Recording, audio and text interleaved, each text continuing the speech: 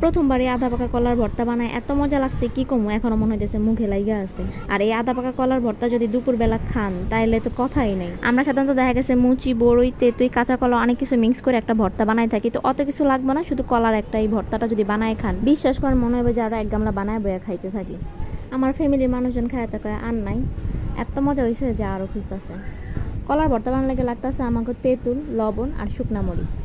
আব্বু বাজার থেকে কাঁচা কলার তরকারি খাওয়ার জন্য কাঁচা কলা আনছিল, তো সেটা খাওয়া হয় না, কয়দিন রাখার পর এরকম কালার হয়ে গেছে। আর কলাটাও আধা পাকা হয়ে গেছে। কলা কিন্তু পুরা পাকা না, সামান্য হালকা পাকা। আধা পাকা কলা নিলে হইব কি একটু হালকা হালকা মিষ্টি থাকবো আর একটু টক থাকবো, তো মজা লাগবে অনেক। আর যদি পুরা কাঁচা হলন তাইলেও ভালো লাগবো। আমি ওইটা ট্রাই করি নাই, তো আমার আধা পাকা কলা ঘরে ছিল, আয়না রাখছিল আব্বু, ওইটা পাইকে গেছে, তো ওইটা দিয়ে আমি বানাইছি। কলাগুলো আলুর মতো সুন্দর মতো পয়লা নিতে হইব, পয়লা একটা আমান দিতে অথবা শিল পাটার মধ্যে একটু থেতলাই নিতে হইব ভালো মতো। তো এই আধা পাকা কলাগুলো আমি আলুর মতো কুচি কুচি করে পয়লা নিয়ে এটা দিয়ে আমি পিচ্ছা লইতেছি ভালো মতো। এক হাতে